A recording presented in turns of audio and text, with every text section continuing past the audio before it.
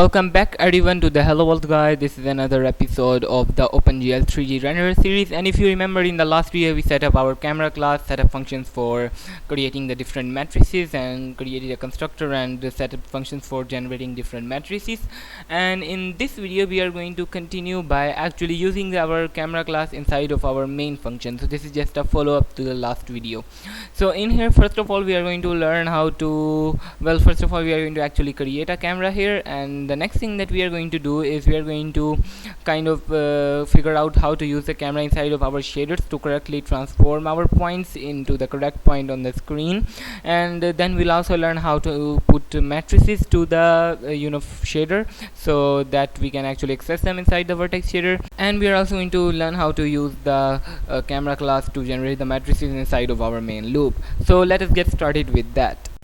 So in order to use our camera class, what I'm going to do is go up here and ensure that we have included the camera header, because without the appropriate header we won't be able to use it. So we'll create a camera called camera, and of course you should remember that it requires us to at least provide it with a position.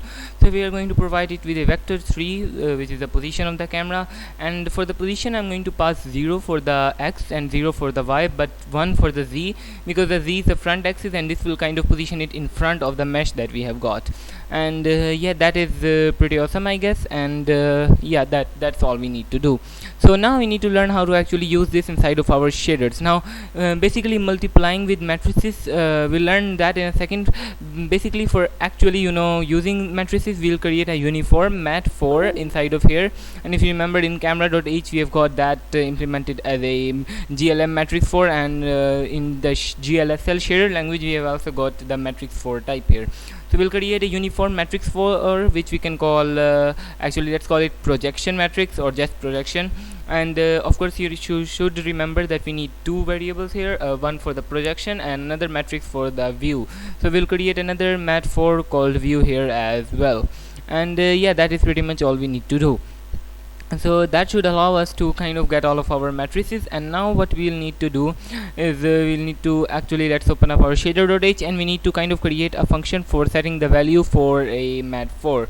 So for this we can just kind of create another overload of the set value function, which requires us to give it with a provide it with a name, and along with that we'll provide it with a mat4 called value. So yeah, that's basically an overload of the set value function. Now we'll go under shader, let's go under yeah, let's actually go try to implement this inside of shader.cpp. So we'll go here and press alt enter, and then it should implement that for us, and we are going to go under shader.cpp now.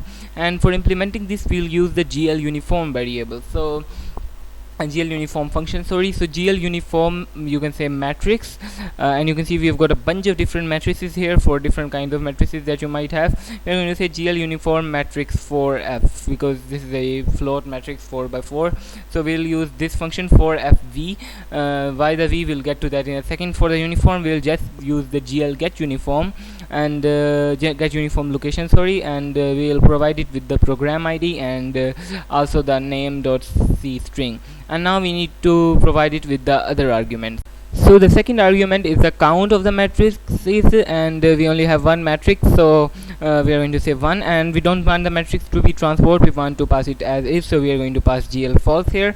And for the actual value we'll need to use a function called glm value pointer to get the actual pointer, a pointer like array version of the matrix. But this function we need to, for this function we need to include a header, which is glm hashtag include glm slash gtc slash type pointer, and that is the function that is the header that contains the value pointer function. Now inside of the actual main loop, when we are setting the shader, we are also going to set the matrix values. So first of all, let's set the projection matrix. Let's say set value, and for the name let's pass a projection, and for the actual value we'll say camera.get projection matrix, and we'll pass the window.get size.x as the width, and just copy and paste that for the y value, which is the height. So window.get size.y for the height actual. So for the projection, for the view matrix, it's very simple. We'll just set the value view, and we'll just call camera.getView matrix, and that is pretty much it. And of course a shader must so that when we've got a shader, the vertex shader and fragment shader must not have repeated uniforms, because they are basically treated the same way as far as uniforms are concerned. And in here we want to ensure we actually use that for actually transforming the object correctly. We just multiply it with the true matrices. So we multiply the projection matrix with the view matrix, which we multiply the vector 4 of the position of the object in homogeneous coordinates.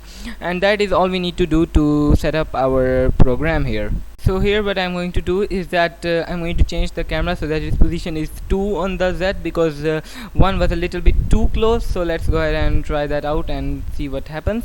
And yeah, let's kind of compile it, and you can see that we do get the scale on our screen like we expected to. But if I move the camera away to say 5, 6 for example, like I make the camera really far back, but you should see that the scale is now smaller, because now we are looking at it from a distant angle.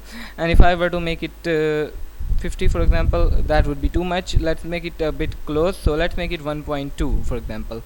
And what you should see is that now the scale looks a lot like upscaled. So it looks like and we are looking at it really close. So yeah, what you should see is that our screen is almost filled with it is actually filled with the scale, because it's too large.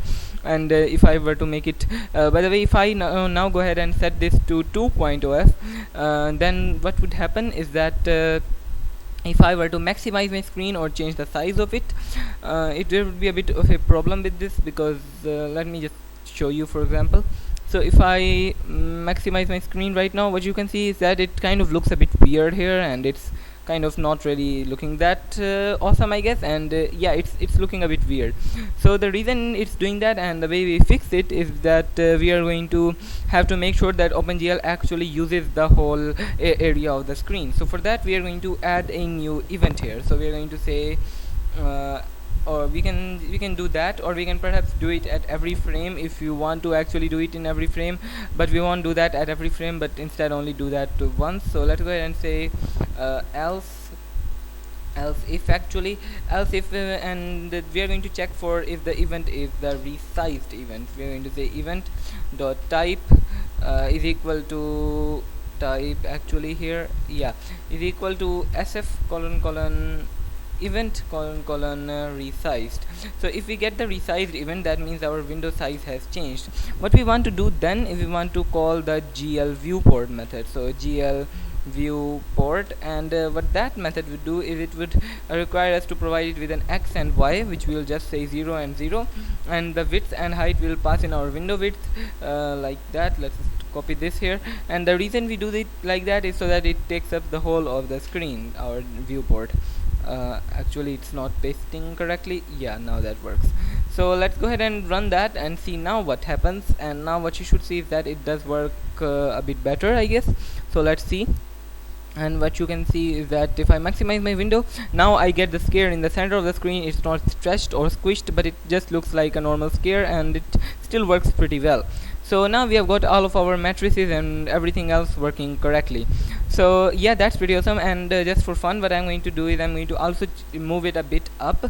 And if you remember, in camera.h we take the pitch after the position, so I'm going to go in here and pass the pitch of -45 to kind of look down. So you can see that we also have a 3D kind of effect in our camera. It's going to be a lot more apparent when we implement camera movement and interactivity in the next video, but for now you can see it does look like we are looking at a plain sheet from the top. So that is pretty awesome, and this is pretty much it for this video, and I'll see you in the next one, in which we'll implement the camera movement. So stay tuned for that, and share this video with other people as well, and do not forget to like and subscribe, and bye.